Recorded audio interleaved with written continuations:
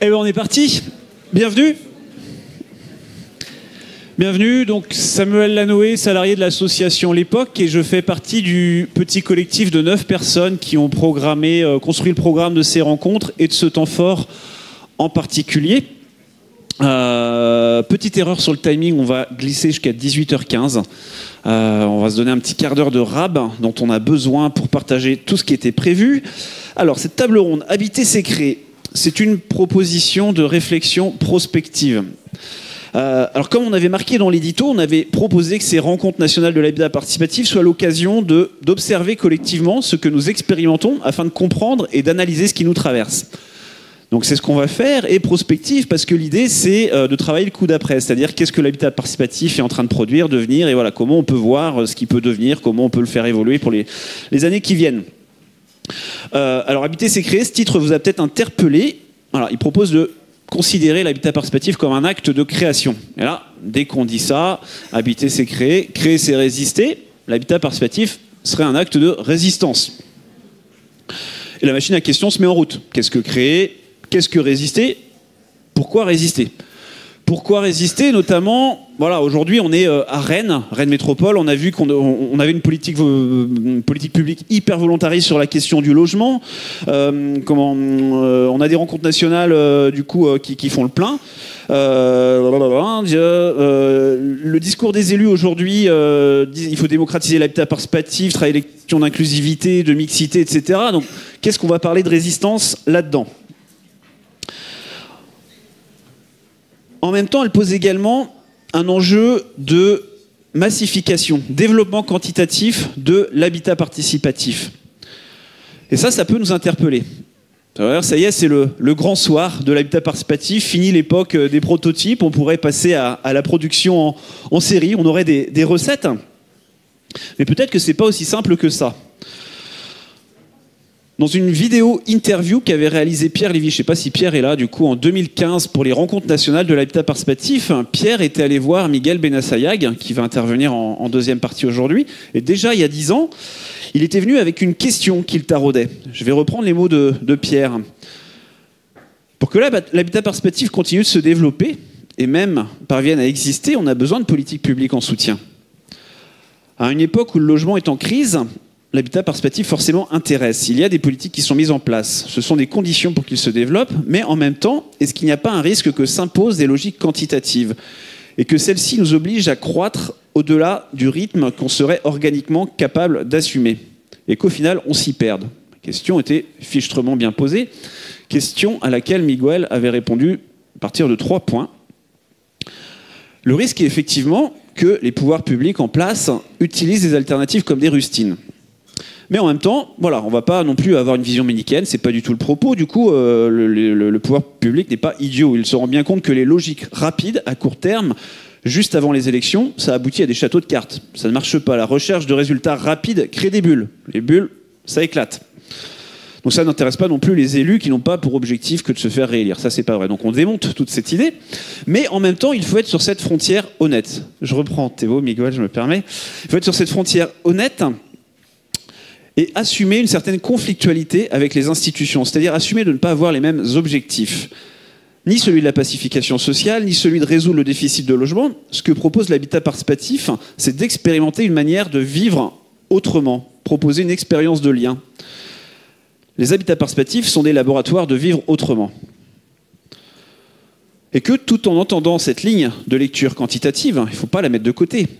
Il faut faire preuve de pédagogie et montrer que des lignes de lecture plus complexes et pas immédiatement quantitatives sont à prendre en compte. Le gros mot est lâché, des lignes de lecture plus complexes. J'ai bientôt fini. Cette interview vidéo date de 10 ans. Et puis, je pense qu'on pourrait repartir de là aujourd'hui. La réflexion est toujours d'actualité.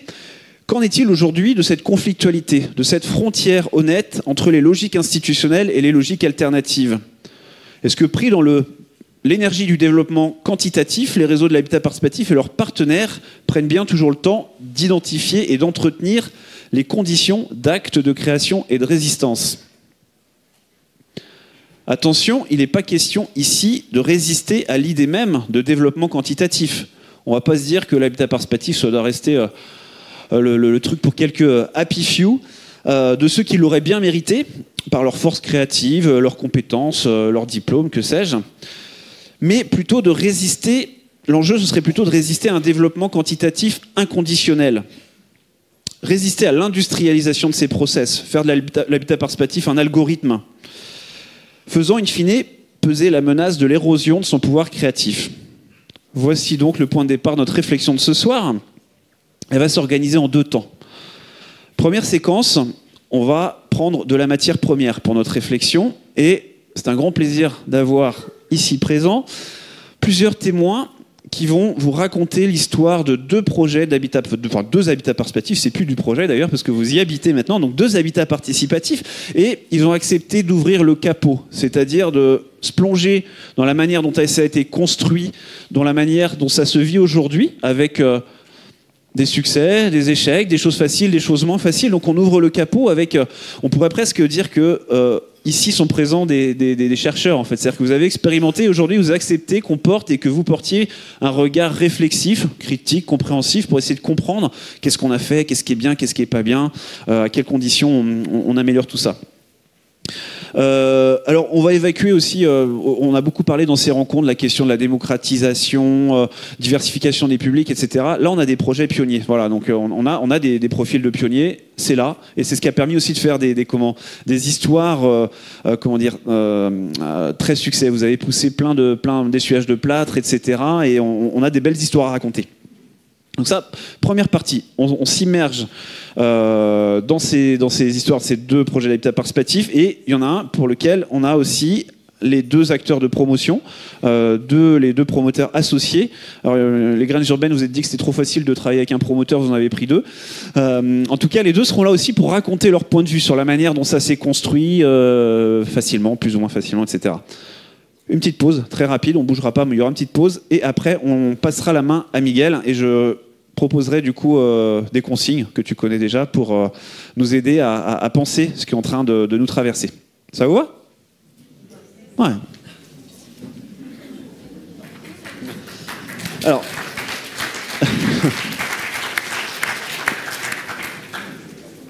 c'est ça. Si c'est possible, d'éteindre ou de mettre en silencieux les téléphones. Voilà, on m'a passé la consigne. Je répète. Gécologie. Vous venez du Gers, du coup ? Non, du Gard, pardon. Eh ben, je vous passe la main là-dessus, du coup. Alors, l'idée, ça va être de faire des petites visites virtuelles pour, avant de plonger un petit peu dans la vie et l'intérieur de ces projets d'habitat participatif, on va prendre le temps quand même avec quelques photos, quelques grandes généralités de comprendre à quoi ça ressemble, comment ça s'est monté, les grandes dates, et je te passe la main là-dessus. Allez, merci.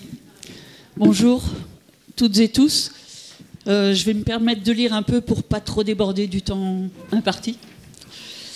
Donc le projet de Gécologie est né fin 2015 suite à l'abandon d'un autre projet gardois non abouti.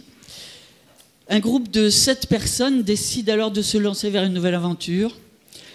Nos seuls acquis, 2 années de travail très bien accompagnées sur ce que sont le vivre ensemble, la gouvernance partagée et aussi l'étude des différents cadres juridiques envisageables. Mais tout le reste est à recréer. Cerner les valeurs qui nous animent. Ça marche pas.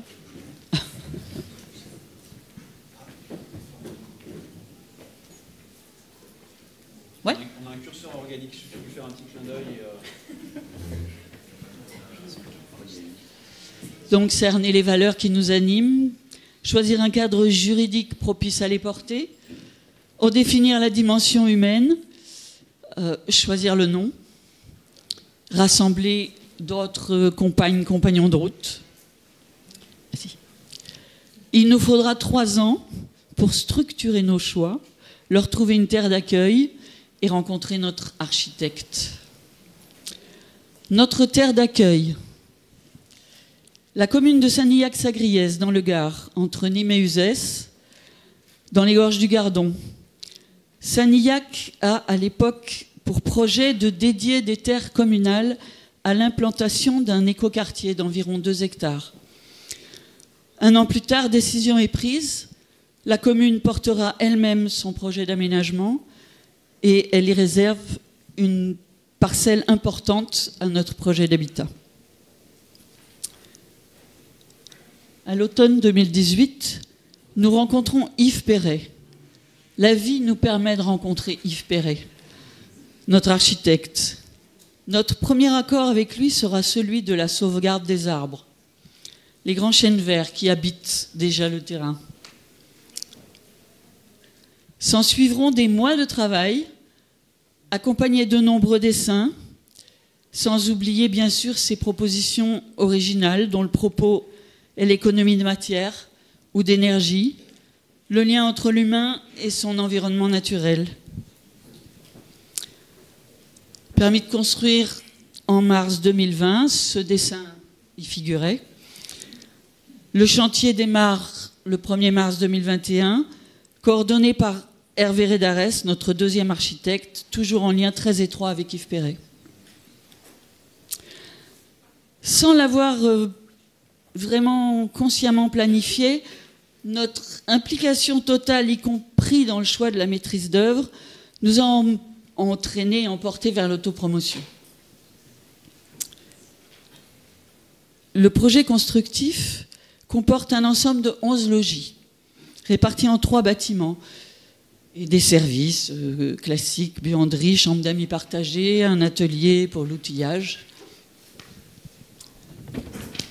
Les bâtiments sont tous de haute qualité environnementale, structure bois, isolation bois, toiture végétalisée, l'électricité produite compense nos consommations, l'eau chaude et solaire.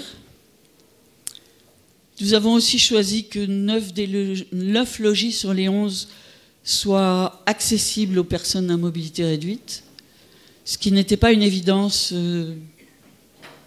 avec un terrain où la pente est de 10%. Et 8 des logis sont habitables aux personnes à mobilité réduite. On change. Le 4e bâtiment est notre maison collective, la Casanou. C'est un espace associatif, mais qui est aussi dédié à l'accueil de public. Nous sommes tous entrés dans les lieux entre octobre et novembre 2022. Dès le départ, nous avions voulu créer un habitat intergénérationnel. Les premiers membres du groupe appartenaient aux générations les plus âgées. Et c'est à partir de fin 2019, donc permis de construire en route, que sont venus se joindre à nous les plus jeunes. Aujourd'hui, nous sommes 14 adultes et 5 enfants, de 4 à 85 ans, 7 adultes au-delà de 65 et 7 de moins de 45. Le regard sur l'accompagnement des personnes vieillissantes est un sujet qui nous touche de près. Notre gouvernance est bien sûr collective sur le mode de la prise de décision par consentement. Nous sommes organisés en différents groupes de travail, juridiques, financiers, suivi constructif et du bâti, jardin, vivre ensemble, j'en passe. Dès avant notre entrée dans les lieux, nous avons parfois fait appel à un intervenant extérieur pour faciliter soit la prise de certaines décisions un peu épineuses, soit la gestion d'un conflit naissant. Depuis son origine, le projet a été porté par notre association. Puis nous avons créé la SAS Coopérative Gécologie, qui est propriétaire de tout l'ensemble immobilier, terrain et bâti, et dont nous sommes à la fois sociétaires et locataires. Pourquoi ? Parce que c'est le seul cadre qui permet la propriété collective, qui protège de la spéculation immobilière et qui permet aussi de séparer le pouvoir décisionnel du montant investi. Nous avons aussi souhaité le statut de bailleur social privé qui nous a permis de proposer 7 logis sur les 11 en loyer plafonné. C'est un peu un parcours du combattant, mais voilà. Aujourd'hui, l'association Gécologie existe toujours et elle gère tout ce qui est lié à la vie de nos espaces communs et aux activités développées ou accueillies. Après une grande année de vie sur place, en janvier dernier, nous avons démarré un programme d'activités ouverte vers de nouveaux adhérents, vers notre territoire. Bon, j'ai envie de dire que notre premier succès, c'est la cantine des Géco. Les premiers lundis du mois, un repas ouvert voilà, vers l'accueil de personnes. Et à vrai dire, on a fait le plein dès la première édition.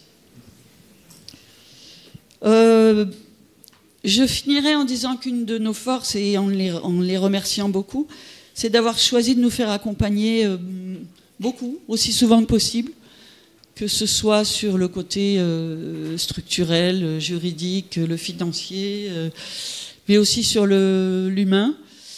Et au niveau de la maîtrise d'œuvre, voilà, on a eu beaucoup de chance. Je tiens à les remercier tous. Je pense qu'il y en a quelques-uns dans la salle. Voilà. Jean-Michel, Stéphane, Frédéric. Voilà. J'avais envie de finir en les remerciant. Merci.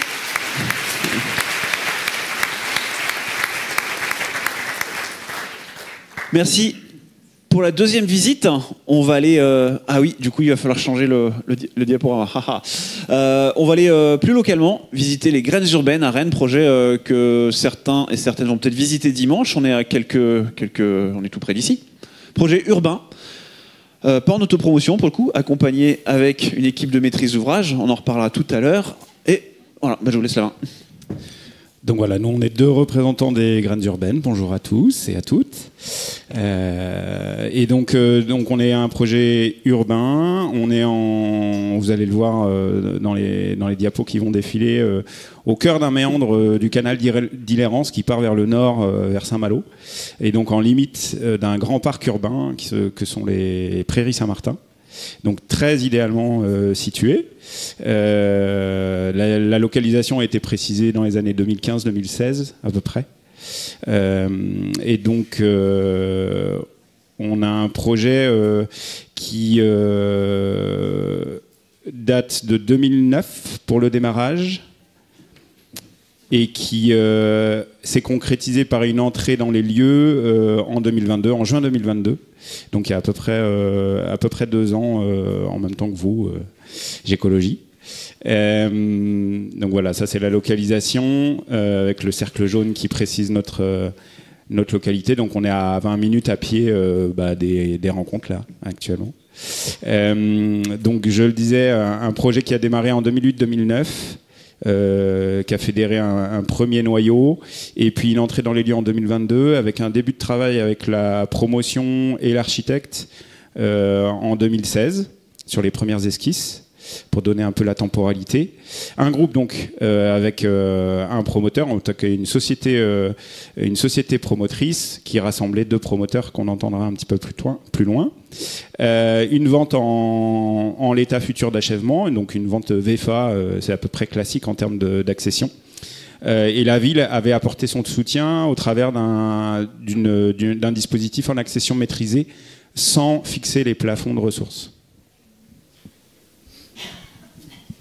Bonjour à tous. Et donc, je fais partie également des graines urbaines. Donc, nous sommes en fait, c'est un groupe intergénérationnel. Il y a 11 foyers qui sont constitués de 17 adultes de 35 à 80 ans. Il y a une dizaine de personnes qui ont jusqu'à 45 ans et 7 personnes, donc au-delà des 45 jusqu'à 80. 9 enfants de 4 à 12 ans. On a un chat également. Et les logements, au niveau de la taille, ça va de 55 à 110 mètres carrés sur 3 étages d'un côté et 4 de l'autre. Alors, on a différents espaces partagés. On a une salle de 50 mètres carrés avec un coin cuisine. Et dans cette salle, en fait, on a différentes activités. On y fait des réunions, des fêtes, on a un piano, on a un vidéo, on peut faire des soirées ciné si on veut. Et juste à côté de la salle, on a une chambre qui peut recevoir jusqu'à 4 personnes puisqu'elle fait 26 mètres carrés, avec une salle de bain et des toilettes qui sont communs en fait entre la chambre et la salle. Tout ça étant situé au rez-de-chaussée. Toujours au rez-de-chaussée, on a un atelier avec plein de choses, comme vous pouvez le voir à l'intérieur, qu'on partage, différents outils, aussi bien pour travailler que pour jardiner. Et puis, on a 2 espaces laverie un au premier étage, un au deuxième étage, ce qui permet à tout le monde du rez-de-chaussée au quatrième d'y accéder. Et au total, 7 machines. Donc c'est génial, quand on rentre de vacances, on peut en lancer plusieurs. Toujours dans les parties partagées, on a un local vélo. On a un coin potager, on a le jardin.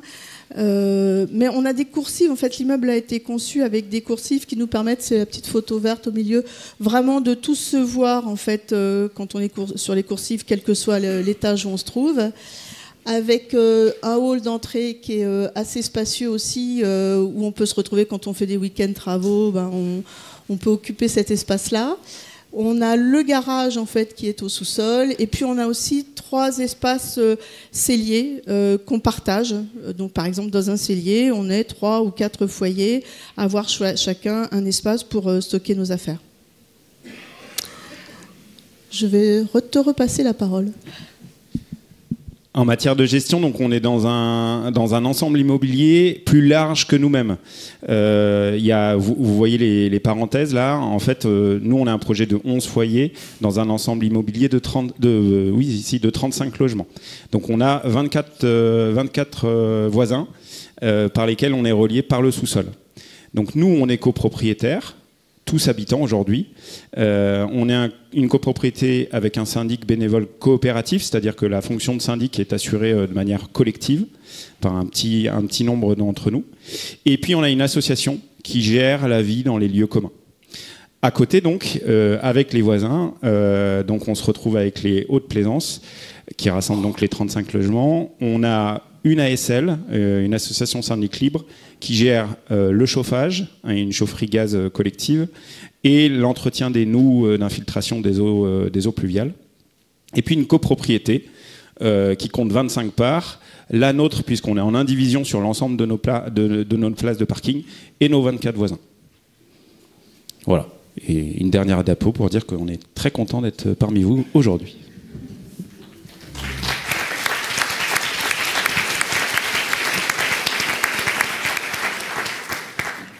Merci, je vous laisse vous présenter très rapidement et puis on reviendra vers vous tout à l'heure pour les questions.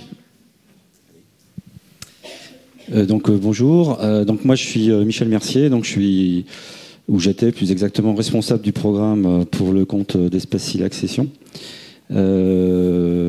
Et donc j'ai suivi avec une collaboratrice de la COP de construction qui malheureusement n'est plus aujourd'hui, travaille plus chez la COP de construction mais elle travaille ailleurs. J'ai suivi donc le montage de l'opération depuis son commencement. Bonjour, je suis Jérôme Nicolas, le directeur de la COP de construction. Alors moi, j'étais pas là présent lors, malheureusement, de ce projet. J'étais dans d'autres sphères et je suis arrivé à la COP il y a 1 an. J'ai pris la direction de la COP il y a 1 an. Mais on a eu depuis l'occasion de se rencontrer pour différents sujets et c'est avec grand plaisir qu'on échange au quotidien. Donc avec un grand plaisir pour échanger. Merci. On va clore toute la présentation générale, architecturale, économico-juridique, etc. pour se plonger sous le capot sur de toute autre question. Merci beaucoup à Marie Coupé, qui est dans le coin, qui s'est proposé de nous faire la facilitation graphique. Et accessoirement, à ses heures perdues, elle est aussi habitante d'une coopérative en Finistère Nord. Première question, je me tourne vers vous en tant qu'habitante. Question individuelle, du coup. Si on se replongeait dans les tout débuts de votre engagement, du moment dans lequel vous êtes rentrés dans l'aventure, les uns, les unes et les autres, quelles étaient vos motivations à ce point de départ ? Donc, moi j'ai rejoint le projet en fait suite à une expropriation et une vie professionnelle d'agricultrice à la veille de ma retraite. Et donc quitter l'endroit où j'avais passé ma vie, travaillé. J'avais au passage fait 4 ans d'études à Rennes. Je voulais mettre un peu en cohérence mes engagements citoyens, mes valeurs sociétales. Et l'habitat participatif me paraissait un projet correspondant à ces valeurs. ce qui m'a conforté encore plus, en relation un peu avec mon passé de paysanne, j'allais dire, c'est qu'on ait choisi la coopérative qui dissocie la propriété, qui offre une propriété collective. Juste rapprochez-le. Qui offre une propriété collective et qui dissocie la valeur d'usage de la valeur patrimoniale. Voilà, c'est comme ça que j'ai rejoint Gécologie.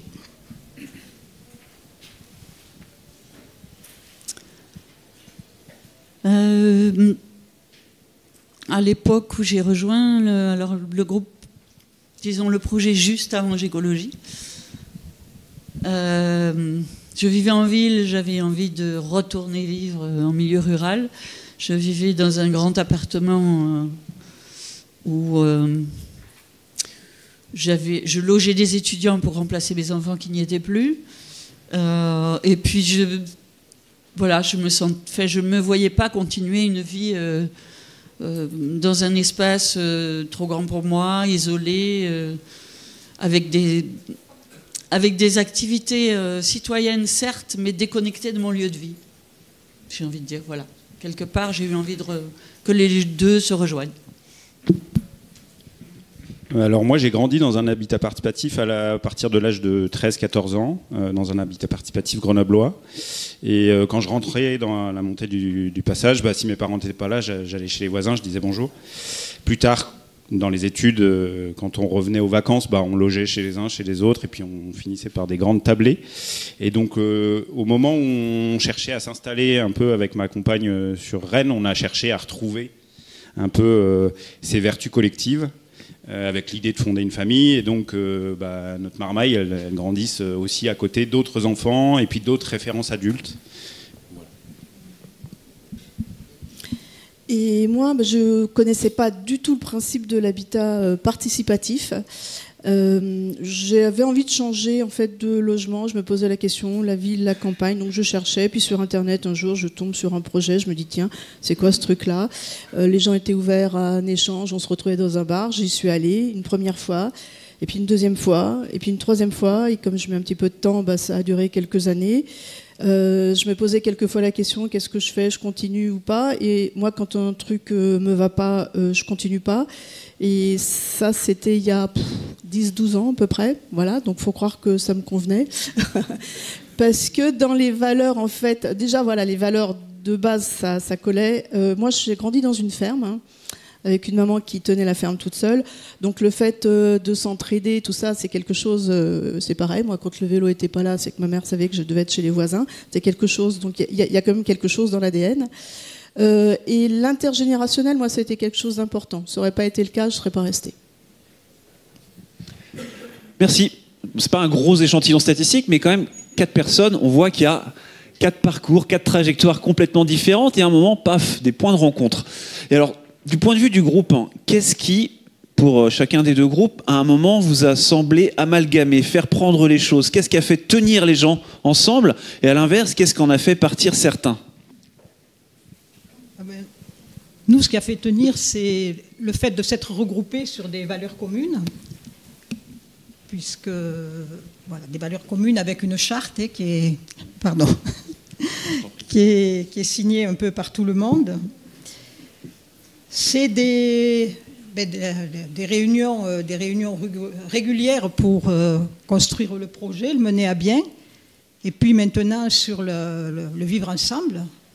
Donc des réunions, mais aussi depuis qu'on est sur place, des chantiers. Et même un petit peu avant, mais essentiellement depuis qu'on est sur place, donc des chantiers réguliers. Ne serait-ce que pour couper notre bois, puisque... On est chauffé au bois et on met des bûches de 25 cm, donc voilà, même si on ne chauffe pas beaucoup. C'est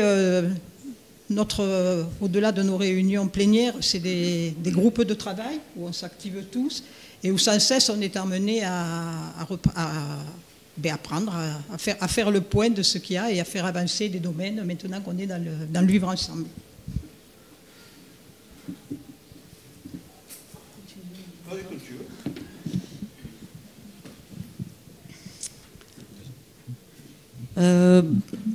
Mais je suis d'accord avec Annie sur le faire. C'est sûr que le faire ensemble nous porte beaucoup. Mais j'ai envie d'ajouter que derrière, il y a quand même une intention. Et bon, on est tous différentes, mais notre intention profonde, nos intentions se rejoignent. Voilà. Ça évite pas les engueulades, mais on y travaille beaucoup. Faire des trucs ensemble et avoir des intentions communes, c'est la même chose pour vous ou vous avez d'autres grilles de lecture? C'est complémentaire. Je pense qu'en termes d'intention, oui, on se retrouve. La question des valeurs communes, c'est quelque chose qui nous a guidés tous ensemble. Il y a aussi deux autres choses, je pense, qui nous ont animés particulièrement au cours du projet, enfin, dans sa concrétisation. Aujourd'hui, on est dans une autre vie, parce qu'on est dans une vie de voisin. Dans la concrétisation, il y a notre capacité à aller au bout, qui nous a guidés et qui nous a amené à la deuxième chose, à la capacité à renoncer à un certain nombre de choses. Et à renoncer de manière collective, de se dire, on est OK avec le fait que, on le verra probablement plus tard, il y a un certain nombre d'ambitions écologiques qu'on avait au départ, qu'on a laissé de côté parce que soit on n'avait pas les moyens, ni techniques, ni financiers, d'aller au bout. Et donc, on voulait, par contre, on était sûr qu'on voulait faire aboutir ce groupe. Et donc pas échouer sur cette question écologique, mais de se dire, on va se projeter sur d'autres choses, sur d'autres espaces communs. Oui, puis il y a eu des choix aussi de certains combats. En fait, il y a des choses où on a renoncé, mais il y a aussi des choses où on n'a pas renoncé. On s'est dit, là, ce sujet-là, on va tous y aller ensemble parce que ça ne nous va pas. Voilà.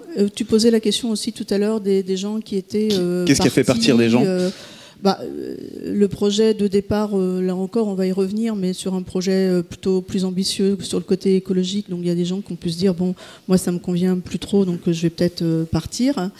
Il y a aussi des gens, le projet comme il a été long, qui ont eu des changements de vie professionnels qui les ont amenés à quitter la ville. Des personnes qui ont trouvé que c'était long et qui n'arrivaient pas forcément à se dire mais moi je vais y entrer quand dans ce logement, ou qui déjà au départ du projet, je pense à une des personnes qui avait déjà 70-75 ans au début du projet, donc qui ont lâché l'affaire. Et puis aussi peut-être justement sur les choix à faire sur le projet, des gens qui peut-être en termes d'engagement s'y sont pas retrouvés, quoi.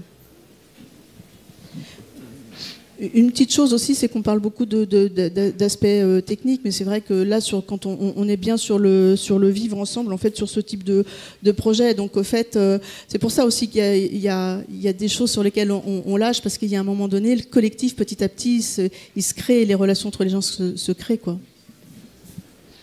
Donc le collectif se crée autour d'intentions communes, d'actions communes. La manière de faire des choix et donc des renoncements aussi aide à composer ce groupe. Et par rapport à ces intentions communes, par rapport à l'image que vous étiez construite au départ, quand le projet immobilier est construit, on aboutit à quelque chose qui est un peu original, à un projet immobilier pas pareil, qui ressemble pas forcément à ce qu'on retrouve ailleurs, mais quand même ça ne ressemblait pas forcément à vos intentions de départ. C'est-à-dire qu'à un moment dans les choix, dans les orientations que vous avez fait, vous avez dû renoncer à ce que vous aviez en tête et du nouveau à émerger, c'est-à-dire quelque chose que vous n'aviez pas en tête. J'aimerais que vous nous racontiez un petit peu ça, et également comment dans ce nouveau qui a émergé, c'est-à-dire des décalages par rapport à ce que vous aviez en tête, quelle a été votre posture, votre sentiment? Est-ce que c'est un sentiment de renoncement, de deuil, un accueil plutôt curieux? Alors je vais démarrer. Je dirais déjà la vision, elle évolue au fur et à mesure du projet aussi. Il y a des choses dont on se donnait un a priori au tout début, et puis forcément quand on commence à avoir des dessins d'architectes, déjà ça commence à se matérialiser.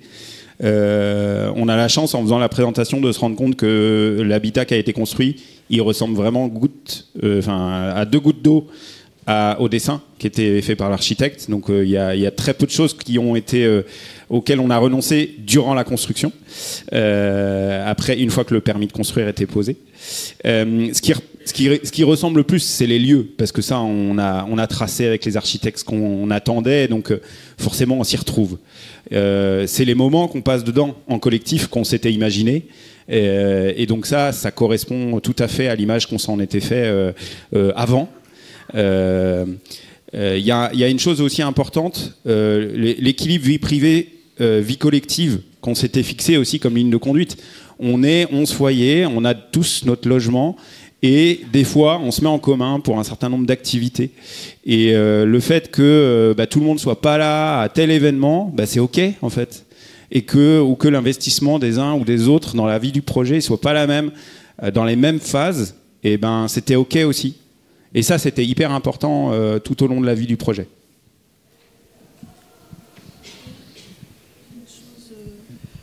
Parce que quand tu parles de deuil, il y a des choses techniques peut-être, tu vois, sur lesquelles on a lâché, mais il y a des renoncements personnels aussi quelquefois, c'est-à-dire que dans le collectif par contre, parce que quelquefois on imagine les choses et puis justement ça va peut-être se passer autrement. Sauf que moi le mot deuil ça me gêne un petit peu parce qu'au final c'est peut-être une perte de quelque chose, mais on gagne d'autres choses. C'est-à-dire que moi, je fais vraiment partie des gens, comme je connaissais pas bien le principe, et que j'ai découvert, je trouve qu'on gagne plein de choses aussi. Et je te l'ai dit une fois quand on a échangé, c'est-à-dire que moi, j'ai l'impression que j'ai gagné en fait des entretiens avec un psy à l'occasion du projet, parce que ça m'a questionné sur plein de choses. Il y a eu des moments donnés où je me suis dit, mais alors ça me gratte aux entournures, j'y arrivais pas, pourquoi j'y vais pas? Pourquoi j'y arrive pas? J'appelais Benoît en disant là c'est compliqué pour moi ce truc là parce que ça réveillait des trucs de mon histoire personnelle, de mon enfance et ouh là là, est-ce que je vais réussir? Et puis en fait on passe à autre chose quoi. Donc ça c'est peut-être le deuil. Moi le côté c'est ce côté là moi qui a été le plus qui m'a le plus travaillé on va dire, mais sur lequel en fait j'ai l'impression que je grandis. Bon c'est normal, je vieillis un petit peu mais bon voilà. Catherine, Annie, du côté de Gécologie, tout a ressemblé à ce qui était écrit 10 ans avant. Alors si j'en reviens à ta question sur le programme immobilier, non, déjà, je ne pense pas qu'il y avait grand monde au sein du groupe qui avait vraiment dessiné dans sa tête un projet. On avait beaucoup rêvé, on s'était un peu lâché sur la dimension des communs. Bon, voilà, là il y a un principe de réalité qui nous a ramené quelque chose de plus modeste, même si on a encore un bel espace. On a, alors pour certains, réduit la dimension au fil du temps, en fait. Le groupe a réduit ses besoins ou ses estimations de besoins en surface personnelle. Après, non, sur le plan immobilier, on a été extrêmement porté par les dessins de Yves Perret et par ses propositions et son... Enfin, je veux dire, Yves, il est tout autant poète qu'architecte. On a profité d'un accompagnement magnifique. On ne s'est pas limité sur le côté durabilité, sur la qualité environnementale, ni sur le côté écologique, parce qu'en fait, ça a été un propos fondamental de notre projet. Parce qu'on a eu la chance de répondre à un appel à projet existant en Occitanie, dans la région Occitanie, qui est dédié, il n'existe plus, mais qui était dédié à des projets participatifs de haute qualité environnementale. Et donc, en fait, le fait d'obtenir cette subvention nous a maintenus dans le respect de cette qualité-là. Donc, ça a été un grand propos du projet. Les renoncements qu'il y a eu à ce niveau-là, c'est beaucoup plus en lien avec les règles d'urbanisme qui nous ont empêchés de faire certaines choses, qui nous ont ramenés dans un dimensionnement dans lequel ce type de bâti n'est pas prévu. Donc voilà, les contraintes, elles ont été surtout de ce côté-là. Je rajouterais juste deux petites choses, si tu permets. Dans ce qui est similaire à ce qu'on avait imaginé, la solidarité, on l'avait mis dans les valeurs communes. Alors ça fait joli sur le papier, hein. On l'a expérimenté, voilà, mon état actuel en témoigne. On a une voisine 2 mois après l'entrée dans les lieux qui s'est rompu le tendon d'Achille, qui habitait au 3e étage, et notre ascenseur a été arrêté pendant 4 mois. Donc on a pu tester, mettre en œuvre cette solidarité depuis. Et voilà, c'est quelque chose en tout cas qui s'est concrétisé de manière naturelle parmi le voisinage, et c'était assez fantastique. Dans ce qui diffère, justement, il y a le statut du projet. Au départ, on était parti avec des idéaux aussi assez élevés de vouloir inclure. Alors, on n'était pas parti bien en tête sur la coopérative, mais on avait en tête le statut de SAA pour injecter un petit peu plus de collectifs dans les statuts, dans le dur des statuts. On a dû y renoncer parce que ça créait, il y avait une incertitude fiscale et voilà, ça créait trop de tumulte dans le groupe. Donc on est revenu à des choses plus classiques, mais dans lesquelles on essaye de construire nos propres marges de manœuvre aujourd'hui. Donc ça, c'est un des éléments aussi du deuil qui fait que on reconstruit quelque chose d'autre derrière.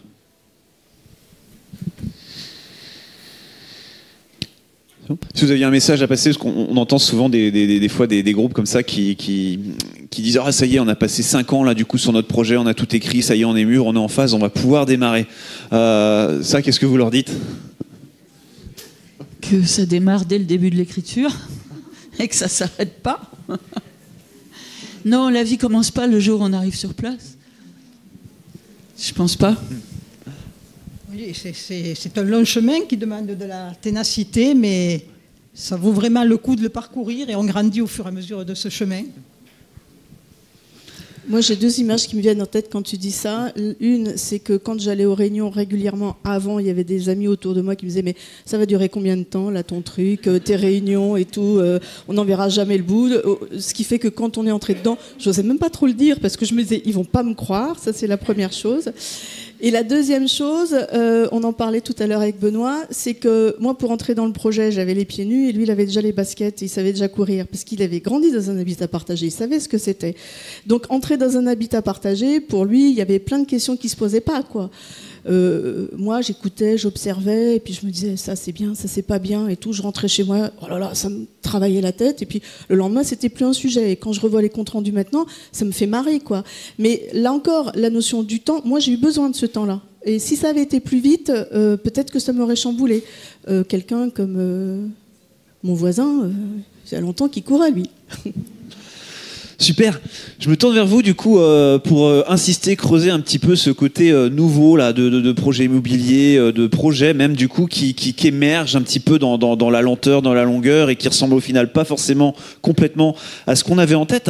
Je me tourne vers toi, Michel, parce que c'est toi qui as suivi vraiment la partie opérationnelle sur un plan immobilier. Voilà, très concret. Est-ce que toi tu as repéré des choses qui étaient vraiment nouvelles? Est-ce que le parcours participatif a produit quelque chose de nouveau du point de vue de l'immobilier?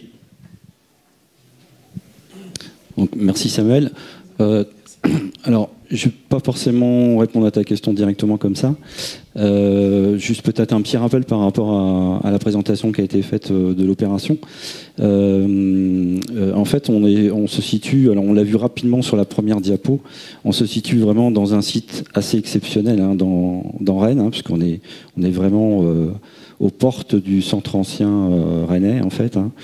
Faut savoir que la boucle du canal est totalement artificielle. C'est pas quelque chose de naturel, évidemment. Et on se situe en fait dans une ZAC qui s'appelle la ZAC Plaisance. Et le terrain en question, c'est la 3e et dernière tranche de cette ZAC. La ZAC s'est fait de gauche à droite dans le sens de la photo.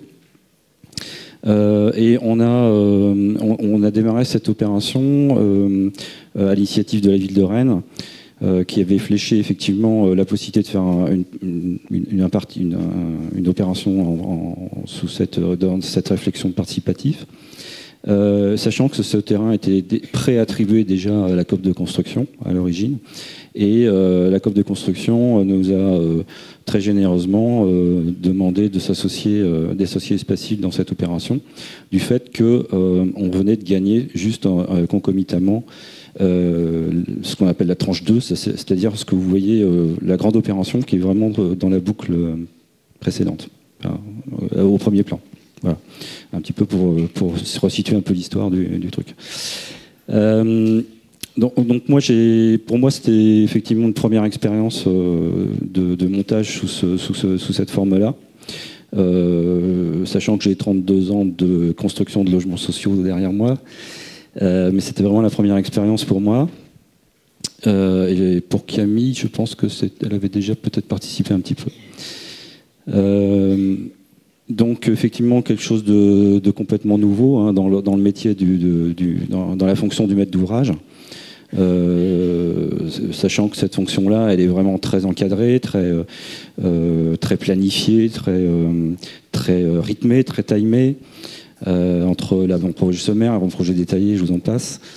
Et la première leçon à tirer de ça, c'est qu'il faut, en tant que maître d'ouvrage, je pense, être capable, comme vous le disiez à l'instant, de prendre le temps.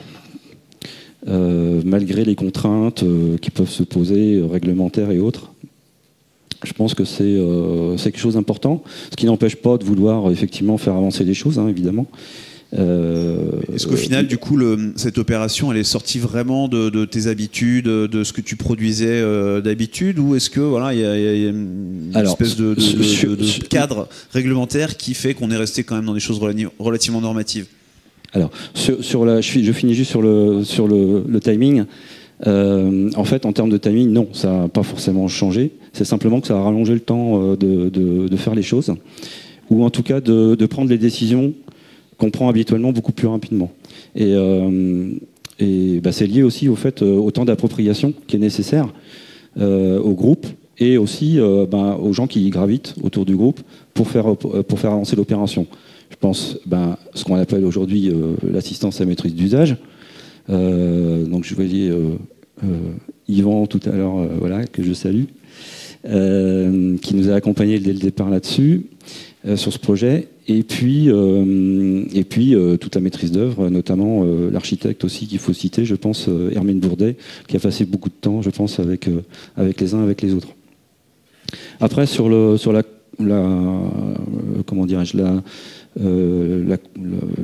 constitution en proprement parler du programme immobilier, donc comme vous l'avez rappelé tout à l'heure, on est dans un programme d'ensemble de 35 logements, avec une partie en accession classique, on va dire, de 24 logements, et une partie en participatif. Donc ça, c'était un constat de départ. Et puis la deuxième chose qu'il faut dire aussi, et ça a été plus ou moins dit, c'est que la ville de Rennes avait fixé un cadre économique à l'opération, avec un prix plafond, un prix de vente plafond, qu'on ne pouvait pas dépasser. Donc ce qui cadrait aussi, je dirais, les ambitions qu'on pouvait avoir sur le plan de la construction et sur le plan des réflexions qu'on pouvait avoir sur le projet de vie associé au projet. Donc dans ce prix encadré, il y avait bien sûr le prix du logement et il y avait inclus, je crois que c'est 50 mètres carrés de salle, je crois, de mémoire, de salle commune, donc dans ce prix encadré. Après, tout ce qui peut être demandé en plus par le groupe, a fait l'objet d'un financement complémentaire. Donc effectivement, il y a eu plein de propositions, il y a eu des renoncements, quelquefois. Il y a eu aussi des changements, parce que ça n'a pas été cité, mais on a fait en sorte aussi de pouvoir, à la demande du groupe d'ailleurs, pouvoir sortir le transformateur qui était prévu au rez-de-chaussée de la cage escalier pour en faire un local vélo plus important, de mémoire, c'est ça, si je ne me trompe pas. Et donc il a fallu travailler avec la ville de Rennes pour trouver un autre emplacement à ce fameux transformateur, ce qu'on a réussi à faire, et c'était tant mieux. Moi, ce que j'ai beaucoup aussi apprécié, c'est le besoin d'avoir des espaces communs en dehors des salles qu'on a vues et de la chambre et de la suite d'accueil. Donc ce fonctionnement en coursive, qui était plus ou moins imposé par le terrain, par la forme du terrain, mais aussi la volonté d'avoir des coursives assez généreuses pour générer des lieux de rencontre, pour que par exemple les enfants puissent éventuellement jouer dans les étages sans que ça gêne forcément beaucoup de monde. Et puis cette idée de laverie collective aussi. Moi j'ai trouvé que c'était ça peut paraître assez classique comme demande, mais à partir du moment où elles existent et qu'elles fonctionnent bien, j'ai trouvé ça très intéressant. Voilà. Et je conclurai simplement sur cette question-là pour dire que, avant de passer la parole à Jérôme,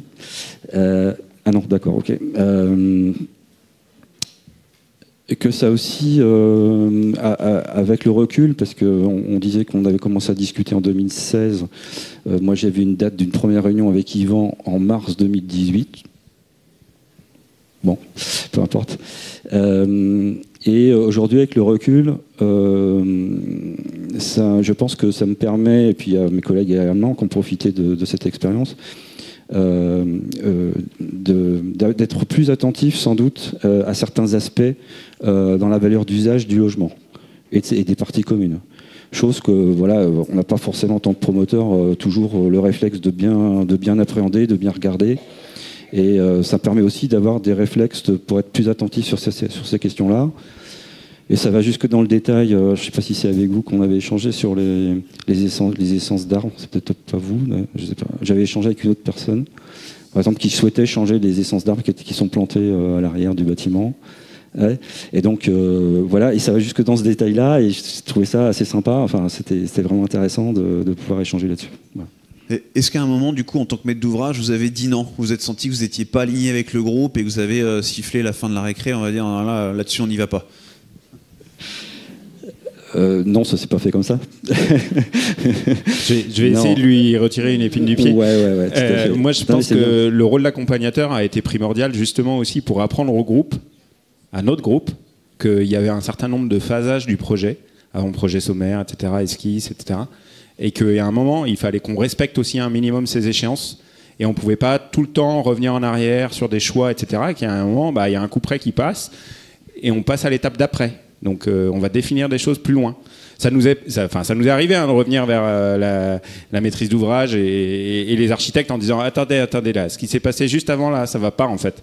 Donc il faut qu'on voit, il faut qu'on en reparle. Mais ils ont été hyper compréhensifs et à chaque fois qu'on a demandé des alternatives aux choix qu'ils nous demandaient, on a eu cette préétude qui nous a permis de nous dire nous on renonce pas. On a fait un choix éclairé sur 2 solutions. Par exemple, les chaufferies, on a dit, ok, on n'a pas accès à la géothermie d'à côté. Chaufferie gaz individuelle, vous nous comparez la situation avec une chaufferie gaz collective, minimum. Ils ont fait la comparaison, on a joué le jeu, ils ont joué le jeu avec leur bureau d'études thermiques. Et à la fin, on s'est rendu compte que le choix nous revenait. Et donc, on a fait le choix avec eux de dire, on va vers une chaufferie gaz collective. Juste pour compléter notre réponse, et puis par rapport à ta question première, sur la notion de l'approche d'un projet immobilier, pour nous, acteurs de la construction de la ville, où on répond principalement aussi à des sollicitations, et on est là pour répondre à des besoins de collectivités en matière de politique de la ville, d'aménagement du territoire. L'approche d'un projet d'habitat participatif, c'est donner le temps d'apprendre à se connaître. Parce qu'on est agrégé finalement, on est désigné par, c'est pas un choix, qui s'est fait, par une rencontre dans un bar et autres, et ça sera avec grand plaisir. Mais voilà, on était désigné par la ville et la ville vous a dit c'est ce foncier-là. Et donc il y a le temps de la rencontre. Avant tout projet, c'est de la rencontre humaine, et c'est à partir de là. Et je pense qu'on oublie ça dans l'approche. On veut obligatoirement se projeter dans le projet immobilier, dessiner, commencer, voilà. Et je pense qu'il faut respecter ce temps de la connaissance, de l'apprentissage, de qui on est, quelles sont nos contraintes, quelles sont nos sensibilités, comment on réagit, et qu'à partir de là, une fois qu'on se connaît, qu'on a partagé le même langage, les mêmes codes d'expression, on peut commencer à construire ensemble. Et c'est en quoi, j'anticipe peut-être sur la suite, on peut passer des difficultés parce qu'on a compris notre langage et que c'est pas un non, c'est pas une agressivité, on peut s'exprimer. Et c'est en quoi les aménageurs, les collectivités et nous-mêmes, on doit apprendre de ça. C'est la temporalité du début qui est essentielle. Perdons du temps au début pour en gagner demain. Et ne plongeons pas aussitôt dans le projet immobilier. Définissons-nous clairement ce qu'on veut construire globalement ensemble. Merci. Ça vous parle ça du coup, parce que vous étiez en autopromotion, mais vous avez quand même travaillé avec tout un tas de professionnels, de partenaires, et ce côté prendre le temps de l'interconnaissance, de la rencontre, etc. Vous l'avez vécu aussi ? Oui, ça nous parle, c'est sûr. Alors ça s'est passé différemment. La première étape de dessin des bâtis et du dessin de chaque logis, notre architecte a passé beaucoup de temps avec chacune d'entre nous. Mais par contre, à partir du moment où le global a été dessiné et que nous effectivement devenions maîtrise d'usage et d'ouvrage, il nous a été demandé par déjà la maîtrise d'œuvre d'avoir un interlocuteur principal, ce qui n'a pas empêché quelques échanges directs. Et surtout, ensuite, dans toute la partie préparation et chantier, donc cet interlocuteur qui, en l'occurrence, c'était moi, mais j'ai toujours eu une deuxième personne avec moi du groupe à toutes les réunions de chantier. Il y a eu 14 entreprises différentes sur le chantier. Très peu d'entre elles avaient déjà participé à une histoire de ce genre, vraiment très peu, d'une histoire participative en tout cas, avec une maîtrise d'usage là, aux réunions de chantier. Il y a eu un temps d'adaptation. Les toutes premières fois, ils étaient extrêmement surpris. Personne ne serait venu s'adresser à moi. Mais en fait, ça a évolué d'une manière incroyable, je dirais. Et il y a eu une acceptation vraiment forte, alors toujours dans le respect du rôle de chacun, mais je veux dire, franchement, ça s'est passé le mieux possible. C'était un gros travail en interne, parce que du coup, le rôle du référent de chantier était ensuite de transmettre à un groupe un petit peu plus large, et ensuite en plénière quand c'était nécessaire. Ça a été beaucoup, beaucoup de travail pour nous. Mais enfin, je peux me permettre de dire que ça s'est passé quand même dans des conditions assez idéales. Super, merci. Oui, on avait dit qu'on ouvre le capot, donc on va voir un petit peu comment tout ça a fonctionné et les subtilités de montage derrière l'idée d'avoir une recette, quelque chose qui peut être reproduit. On voit qu'à chaque fois, il y a des singularités, des histoires qui se font. Je reviens juste vite fait une dernière question sur la posture professionnelle. On voit qu'en tant que maître d'ouvrage, il y a un peu une posture qui n'est pas facile à tenir. Vous devez à la fois poser des cadres, tenir des calendriers, tenir des budgets, et en même temps, parce que c'est participatif, rester ouvert à accueillir du nouveau, c'est-à-dire des choses que vous n'aviez pas anticipées. Donc, une espèce de recherche d'équilibre entre la maîtrise et le lâcher-prise. Et ça, comment vous le construisez? Comment vous l'assumez en tant que maître d'ouvrage?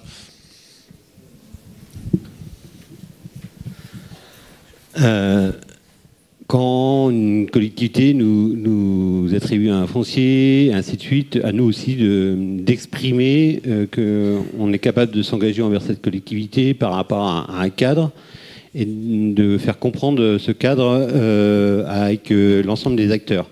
Mais ce cadre, il doit être flexible. Le but, c'est qu'on ne doit pas perdre la finalité du sujet. Et que si on doit pas être, ça ne doit pas être un cadre rigide, quoi, et flexible, c'est-à-dire qu'il doit permettre des libertés. Et des libertés collectives. Et pas des individualités, pas des libertés individuelles qui s'agrègent les unes, qui s'additionnent les unes aux autres, mais de créer des libertés collectives pour un commun collectif, qui correspond aussi à nos valeurs, quoi. On est des sociétés coopératives, on est là pour accompagner des besoins, répondre à des besoins de production de logement, d'offrir un toit, mais aussi de créer des lieux de vie. Et c'est ça l'essentiel, et qui donne du sens à notre action au quotidien. C'est un peu ce que je disais ce matin, produire du logement pour produire du logement, moi ça m'intéresse pas, quoi. In fine, quoi. La finalité, c'est créer des lieux de vie. Et donc, on s'épanouit également aux côtés des habitants qui nous bousculent quelque part sur nos prérequis, nos habitudes, notre confort, quoi. Et je pense que c'est comme le principe du concours, et c'est comme le principe d'une crise comme actuellement. Ça nous fait bouger de notre confort et ça nous fait réfléchir et aller dans des sphères que l'on ne maîtrise pas tout à fait. À nous de faire en sorte qu'on reste quand même globalement dans un cadre. Le cadre est quand même nécessaire pour garantir le commun. Le commun, que ce soit du lieu de vie, le commun des valeurs, le commun du projet de vie final, quoi. Merci. Catherine, tu voulais rajouter un dernier truc et après on va passer sur dernière étape de la table ronde. Oui, très rapidement par rapport à l'autopromotion. Honnêtement, on n'y connaissait rien au déroulement d'un chantier. Il y a quand même quelqu'un qui nous a beaucoup aidé, en tout cas sur les premiers temps du chantier, la première année, j'ai envie de dire, c'est notre AMO, Isabelle, qui nous a aidés justement dans toute la compréhension du déroulé des différentes phases de ce que... Voilà. On lâche un nom, hein, du coup, on vous a dit, du coup, dans ces rencontres, les accompagnateurs, aujourd'hui, c'est difficile, etc. Donc, n'hésitons pas à leur faire un peu de pub. Voilà, Isabelle Lecourt. Eh ben voilà, très bien, c'est fait. Jéricho.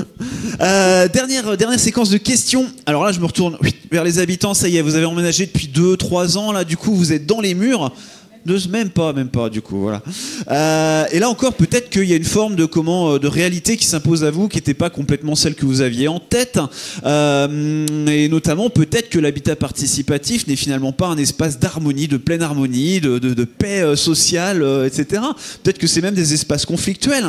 Comment vous le vivez? Comment ça se passe? Parce que tout le monde est à l'unisson, et quel est votre rapport au conflit? Alors ça se passe, j'allais dire, quand même plutôt bien, même bien. Ça correspond, on est très content d'avoir réussi, puisqu'on était parti d'un groupe de plus âgés, on va dire, d'avoir réussi à intégrer les jeunes, de vivre cette vie avec des enfants autour qui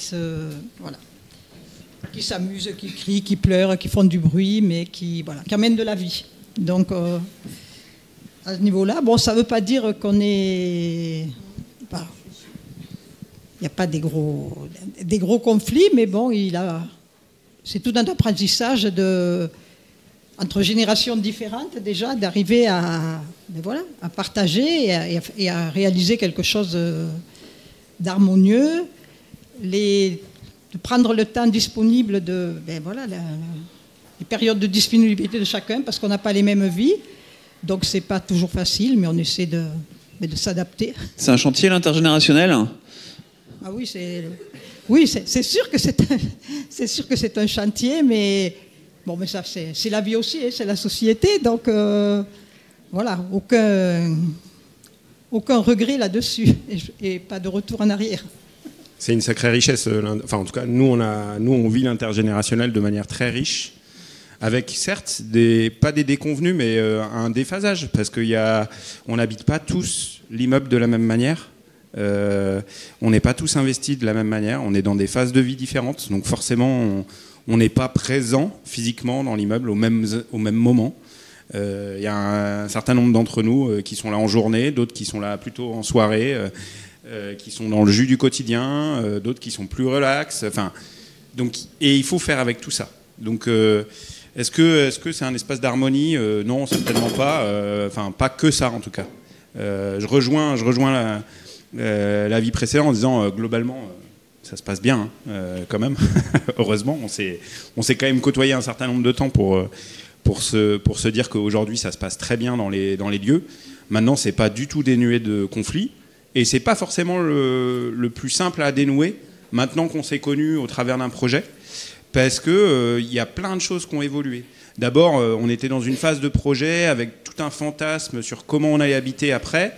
Là, aujourd'hui, on est en phase de vie, quoi. C'est maintenant, voisinage, bah ouais, ça y est, il rebouge sa chaise alors qu'il est 10h30 et que j'aimerais bien pioncer, quoi.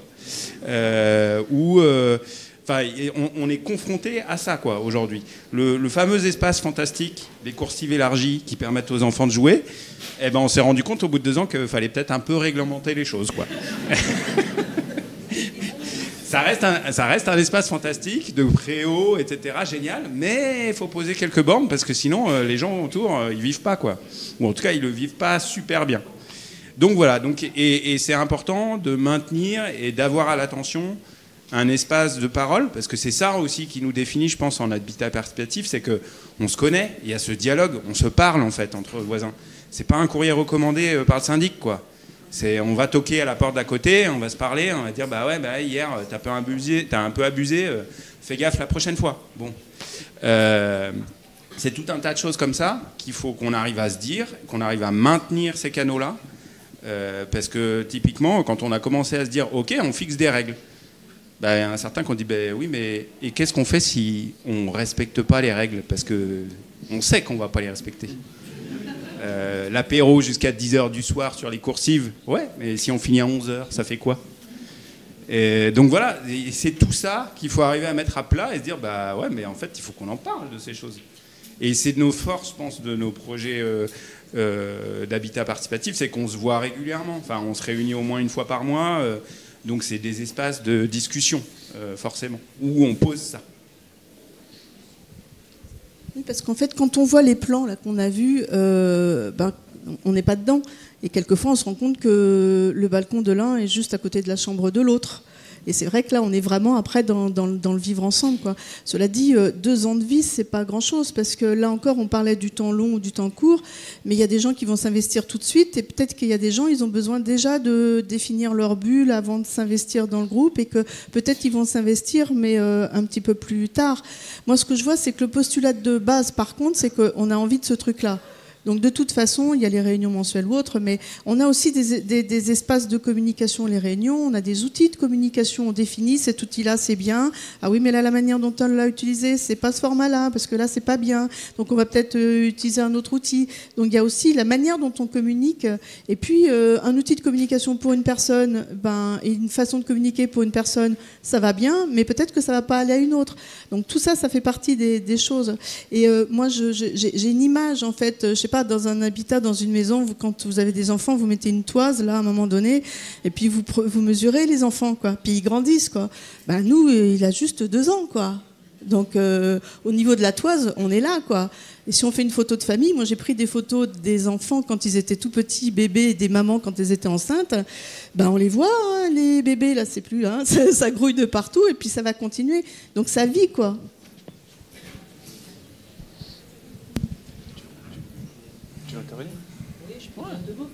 Je ne sais pas si j'utiliserais le terme de dire c'est un chantier, mais oui, plutôt une richesse. Une richesse, sauf que oui, effectivement, on n'a pas recréé le paradis sur Terre. On est des humains, on est tous différents. Donc l'envie est là, mais on a à apprendre à se connaître, on a à apprendre à s'écouter, on utilise petit à petit, on met des outils en place pour ça, trouver un langage commun. Pour ne pas être, finir par être agacé par les comportements des uns des autres. Il y a des choses. C'est aussi un énorme travail sur soi, en fait. Ça oblige à ça, j'ai envie de dire. C'est pas possible autrement, quoi. Vas-y, fille. Oui, je veux dire, je veux dire, on est tous mêlés à chacune des relations, donc. Voilà, mais en tout cas, c'est très riche et l'importance de trouver des outils utilisables en commun est vraiment là. Moi, je rajouterais juste une dernière chose. C'est qu'on s'est rendu compte qu'on avait les problèmes de tout le monde, en fait, aussi.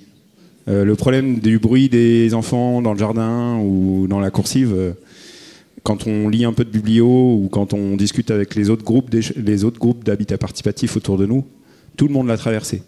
Donc il faut se rassurer aussi. Je veux dire, on n'est pas des originaux dans l'absolu. Et j'insisterai sur le rôle, alors pour le coup, des accompagnateurs non professionnels que sont les autres groupes d'habitat participatif. Parce que par leur retour d'expérience, par tout ce qu'ils ont éprouvé, nous, on a échangé avec beaucoup de groupes tout autour qui nous ont fourni un certain nombre d'outils. Je pense notamment à des outils très basiques, mais un fichier de comptabilité. Ça a été hyper riche parce que ça a alimenté nos échanges sur comment on veut construire notre collectif et quelles règles on s'impose ou quelles règles on veut surtout pas s'imposer.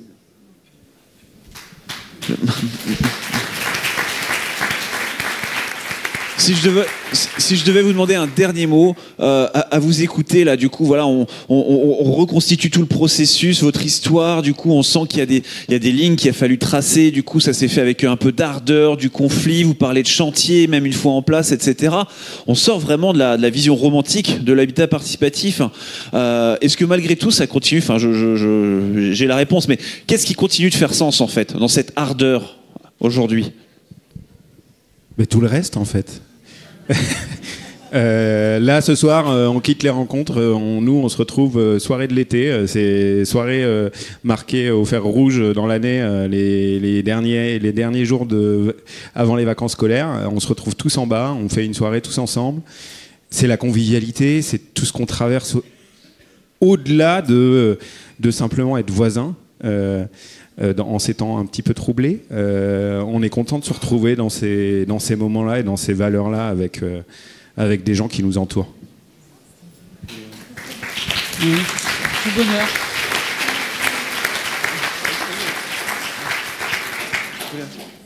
Tu voulais faire un dernier mot ?